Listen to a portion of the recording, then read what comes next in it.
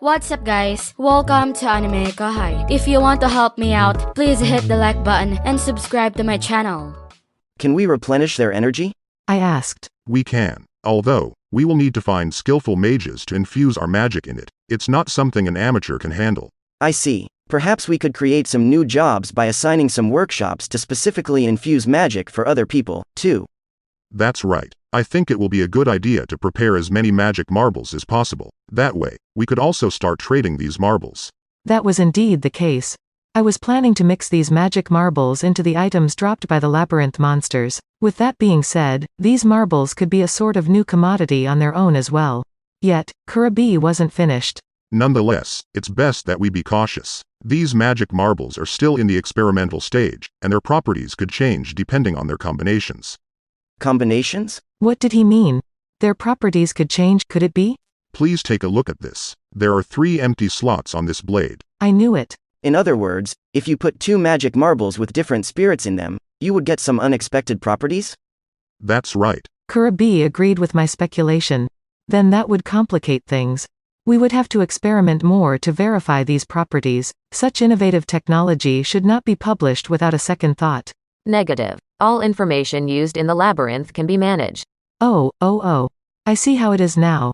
This way, we could save the time and effort of experimenting, and in addition, it would eliminate any possible security issues since it was within the labyrinth. Now that I thought about it, the best approach was if we asked the labyrinth challengers for help in order to get a large pool of verified data.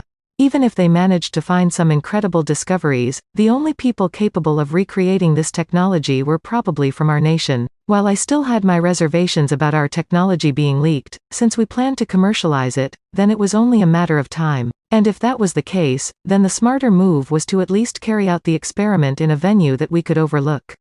Right. So what kind of dangers are you expecting? It depends on the number of holes to the number of inserted magic marbles. It's fine if there is only 1 slot. However, if you put a wind spirit next to a fire spirit, the overall magic power intensifies. In contrast, a water spirit combined with a fire spirit reduces power. Even so, 1 water spirit marble paired with 2 fire spirit marbles results in a dramatic spike in power. This is not power increasing by a factor of 3 we are talking about here, but a spike 10 times more powerful than the original. That's why I figured we should collect more test results. I've discussed the matter with Kaijin-san too. By the looks of things, there were plenty of hazardous combinations. Magic marbles genuinely required some experimentation. It would be a huge project. I should listen to Raphael-sensei's suggestion and carry out the research in the labyrinth. Is 3 the maximum number of slots a weapon can carry? Yes. Regardless of how hard we tried, we could only support up to 3 for now. Moreover, the chances of successfully punching 3 holes was apparently 1 in 100. It was only when Kurabi devoted his entire strength and swung his whole body that the potential of forging a 3-holed weapon appeared. Naturally, it was next to impossible for Kurabi's disciples to craft slotted weapons. Just 4 of his best students managed to craft a single slotted weapon. By the way, even Kaijin was limited to a 2-holed weapon. This goes to show how immensely difficult it was to successfully create these slotted weapons. Right now, we can only craft 3-holed weapons. Despite that, with the right combination of magic marbles, they can give off the same power as a legendary grade weapon. Kurabi proudly revealed. Under normal circumstances, magic swords were already extremely precious and treasured items. If their properties could be altered at will, such an invention would undoubtedly defy all common sense. If you could switch up the properties of your magic weapon depending on your enemy's weaknesses, then they had honestly crafted something incredible. Its value was priceless. Just like what Kurabi mentioned, these weapons could rival legendary grade weapons. Furthermore, with the right combinations, some might really give off the power of legendary grade weapons. This was truly unbelievable. I gave my sincere praise from the bottom of my heart to Kurabi and the others. After discussing the matter with him, we decided to prioritize dispatching the completed slotted weapons to the labyrinth. We also intended to manufacture a large quantity of one-time-use magic marbles and scatter them within the labyrinth's treasure chests. In addition, once Kurabi's disciples learned how to craft slotted weapons, then they would be incorporated as rewards for defeating the labyrinth bosses, too. It wasn't easy making 3-holed weapons, however, it might be doable if we loosened the requirements on quality control. We could achieve this by reducing their durability and lowering the weapon grades. Would that work? I believe it would. Although, it will definitely be fragile, so I don't recommend using it in actual battles. Kurabi didn't seem to agree, as he answered rather timidly. With that being said, I believed that they would at least be able to endure our experiments. In my opinion, we merely needed to verify the various combinations of magic marbles. That was why I had hoped Kurabi and his disciples could mass-produce 2 or more hold weapons and distribute them to the Labyrinth challengers. Moreover, those challengers were no fools. Only amateurs would rely solely on unfamiliar and mysterious weapons that they found. There would not be a problem as long as the challengers were able to tell the difference between their main weapons and disposable weapons and use them accordingly. In teams that lacked a mage, these weapons could be a real treasure, which was why they were an important experimental case to study. Rimuru-sama, that's one evil expression you are making. You are overthinking things, Kurabi-kun. Then I shall hurry and teach my disciples the techniques. After saying so, Kurabi agreed to my request on increasing the quantity. The plan was quickly finalized, now that he had voiced his support. Even though the project would consume quite a bit of magisteel, it could be considered a form of training for his disciples. We would be able to test out these potentially battle-worthy products. I decided to make these weapons the official equipment for centurions and higher-ranked officers. By considering their weaknesses and issuing the correct combination of marbles, their combat abilities could be raised. I'll be counting on you then. Understood. And so, I left the matter in Kurabi's care. By the way, Rimuru-sama, surely you have something in mind for me if you came all this way, right? That was when I remembered. I completely forgot about the reason why I came to find Kurabi in the first place. The thing is, my sword. I began, taking out my straight sword to show Kurabi. Are there finally holes on your blade? No, that's not it. I wouldn't be as surprised if it was just that. I suppose you have a point. My sword wasn't bent or shattered, and was completely familiar with my mana. The blade was as black as the midnight sky. However, nowadays, if I infused my blade with mana... Shocked, Kurabi stared with his mouth open. What? The blade is turning golden. No, that's not the only color. It's a rainbow. The blade is giving off the glow of a rainbow. Surprising, right? I got quite the scare at first too. That's why I decided to discuss it with you. I had been gazing at my sword back in my room one day when it suddenly started changing hues. Obviously, I was caught off guard. The blade was giving off a rainbow-like sheen. Gold was never used during the forging process, yet it was giving off a shine brighter than orichalcum. That was why I decided to investigate the matter. Answer. This is the ultimate metal, Hihirikane. Raphael-san had said that to me. Apparently, it was some very impressive metal that was superior in quality than the orichalcum I refined. Thus, I came to Kurabi for confirmation.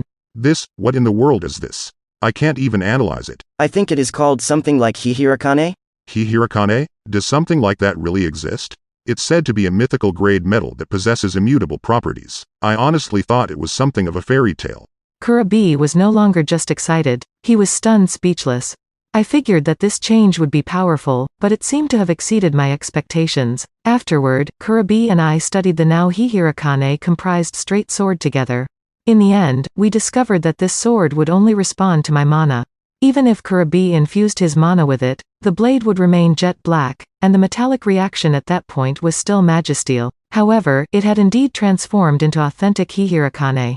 This Hihirikane seemed capable of resisting the wavelengths of every single physical property. Normally, it wouldn't even reflect light because it simply cancelled out the wavelengths within the visible light spectrum, which probably explained why the blade was pitch black. It could mask its unique properties from others as well, even from my analyze and assess. How impressive. Only when I imbued it with my mana and entered a state of combat would the sword begin to give off a rainbow-colored shine.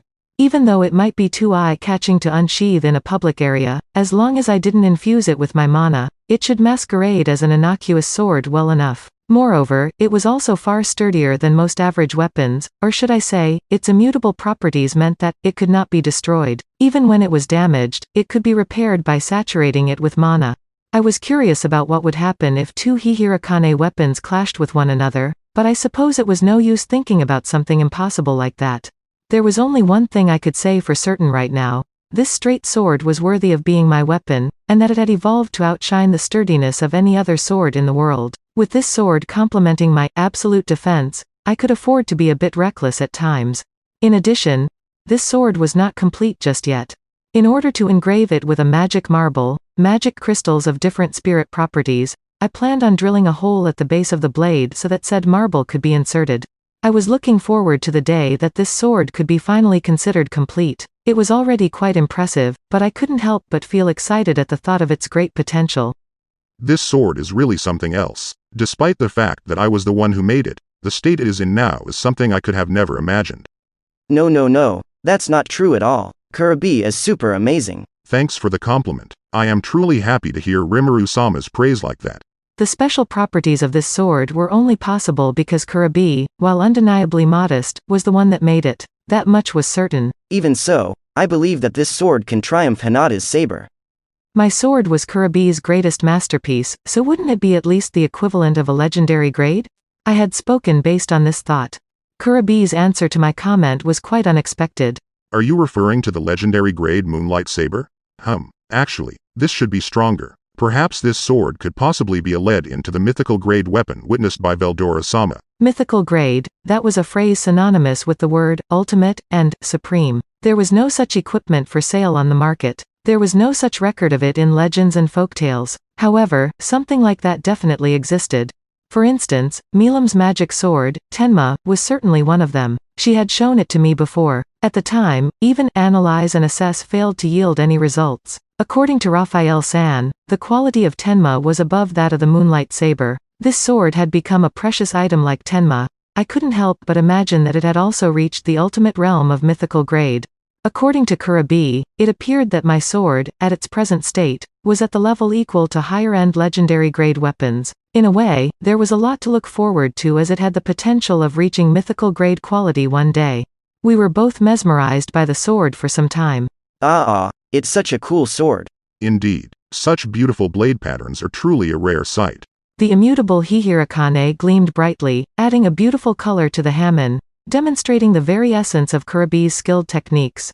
We both couldn't contain our excitement while observing the almost art-like patterns of the blade. Its beauty was irresistible. It was the best sword I had ever laid eyes on. That's it for this video, guys. Thank you for always watching my videos and supporting my channel. Shoutout to Joy Rivera, Crystal Dizon, Luminiseka, Pickle Rick, Captain Jules, Rahul Subramanian, Cradle Stir, Corey Adfina, Mile Bryan, and last but not the least, shoutout to Patch Nidia Gaming. I'll see you guys in the next video.